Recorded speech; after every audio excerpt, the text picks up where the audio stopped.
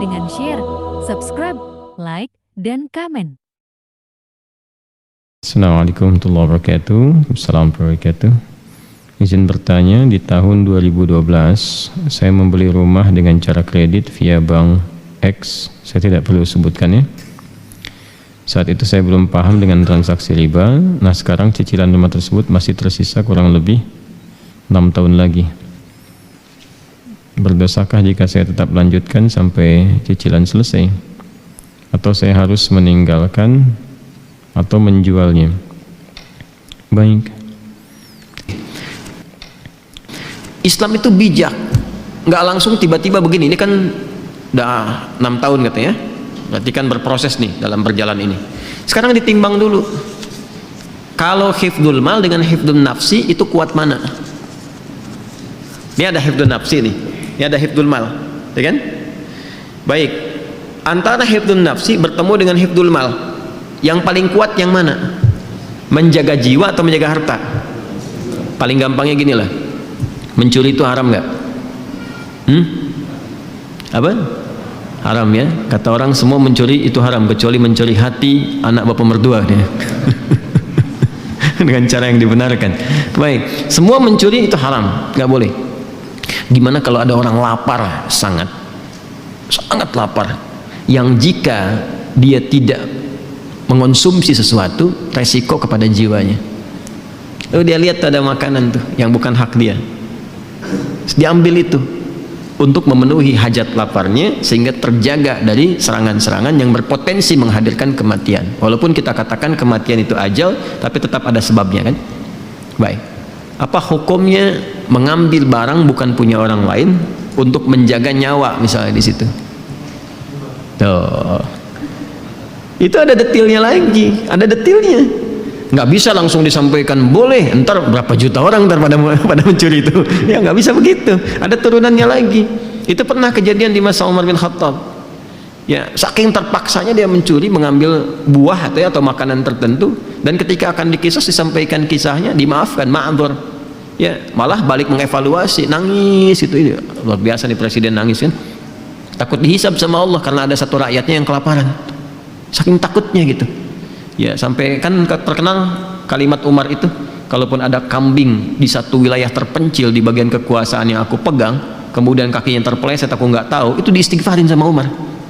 Karena khawatir ketika kambing itu mati, nggak bisa dikonsumsi sama yang punyanya dan menjadikan dia kelaparan. Itu sampai ke situ mikirnya. Ya, itu menurut saya sejarah Umar itu patut ditiru. Anda kalau mau jadi pemimpin tuh keluarkan tuh fikihnya Umar itu, dan itu akan luar biasa tuh, luar biasa dahsyatnya. Nah, ini yang saya maksudkan. Kenapa saya ilustrasikan itu dulu untuk menarik ke sini. Anda kalau berhenti di sini saat ini, masuk kategori darurat nggak gitu? Ya, kalau diputus nih, putus misalnya, dah selesai. Itu mengganggu kebutuhan primer yang sedang berjalan nggak selama ini? Yang menunjang aspek berkehidupan. Tinggalnya di mana kalau langsung diputusin? Ada tempat bernaung nggak? Nggak boleh ujuk-ujuk begini, tinggalin tuh. Tiba-tiba nanti nggak ada penopang sementara waktu pada saat itu yang disiapkan dan menjadikan kemudian lebih sulit dari sebelumnya sehingga mengganggu keberhidupan. Ini konstruksi ini nggak disampaikan sama beberapa penceramah yang menyampaikan dengan jawaban dari pertanyaan serupa. Suruh keluar dari pekerjaan, langsung keluar jualan pecel lele, pecel ayam atau yang lainnya. Tiba-tiba kegiatannya habis, nggak ada jembatan, malah lebih rusak daripada sebelumnya. Ujung-ujung syariat ditinggalkan, nggak percaya lagi pada Islam. Ada yang begitu. Ada. Saya pernah menangani kasus limpahan.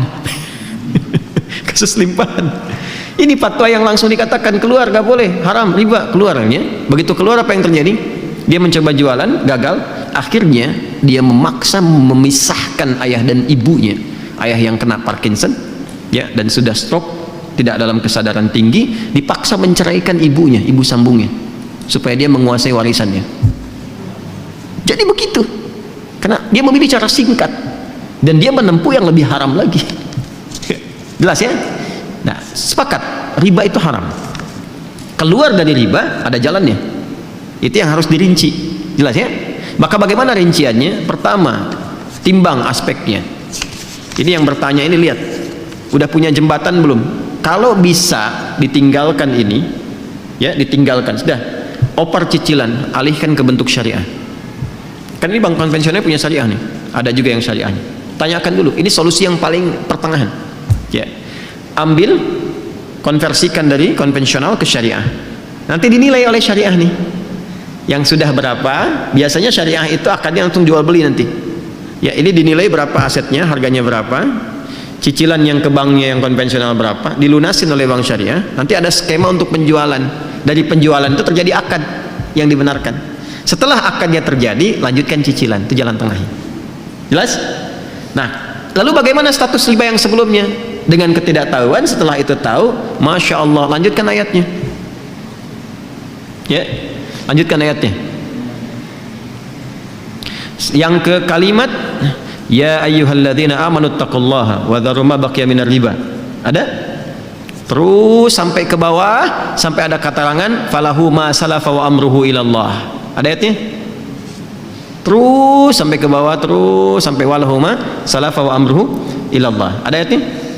Baik, jika ada yang sudah terjebak kepada riba, kemudian dia mau berpaling, bertobat, yang sebelumnya karena tidak tahu, ketika dia putus itu, yang sebelumnya terampuni oleh Allah Subhanahu wa taala. Ma'dzur, diampuni. Serahkan, kata Allah, urusannya kepada Allah. Sudah, Allah maafkan, itu selesai, sekarang perbaiki. Nah, kalau mampu dilakukan itu, konversikan dari konvensional ke syariah, plus dari syariah nanti dinilai, teruskan cicilannya.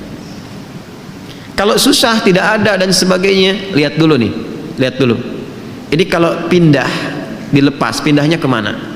Jangan sampai terjadi tiba-tiba rumah dijual, nggak ada tempat bernaung, setelah itu meminta-minta, atau menyulitkan kolega sekitaran. Ada ibu kedatangan kita misalnya dengan keluarga, ada adik numpang tinggal tapi bawa rombongan dengan 6 anggota plus ART-nya misalnya kan. Nah, jadi agak repot di situ. Maka ketika ada kondisi seperti ini, dalam kondisi darurat yang sudah berlangsung, maka berlaku kaidah ad-daruratu tubihul mahdzurat. Dalam konteks darurat membolehkan sementara waktu sampai dengan tuntas ini selesai. Tapi minta kemudian diakadkan supaya akadnya bisa diperbaiki flat. Ya, nggak ada tambahan kalau begini, kalau begitu, maka konsekuensinya harus berusaha untuk membayar sesuai dengan temponya, jangan sampai telat sehingga muncul kemudian akumulasi kembali yang jatuh pada hukum yang keliru di situ. Paham sampai sini? Awas, ini konteks darurat ya, jangan disamakan dengan hukum normal. Kalau bisa kemudian kita dapat alternatif, saya pengen keluar dari sini, betul-betul keluar. Oke, saya mau beli rumah kecil aja sementara, atau rumah dengan standar yang sama di tempatnya agak berbeda, ya, yang nilainya bisa lebih murah untuk dibeli, tapi keadaan rumahnya nyaman serupa gitu, dan cukup ketika dihitung. Nih kalau dijual, alhamdulillah dapat yang ini, nikmat dijalani, bebas dari riba, dan bisa diputus di sini, bisa disolusi. Kalau itu bisa dilakukan, nanti janji Allah akan mengganti yang itu dengan yang berlipat lagi. Ya, paham ya? Nah, itu 3 bagian ini yang harus saya terangkan. Tinggal melihat ini yang bertanya kepada keadaan dirinya. Jelas ya? Jadi sekali lagi, timbang ke keadaan dirinya. Kalau sekiranya bisa dikonversikan kepada syariah lebih bagus.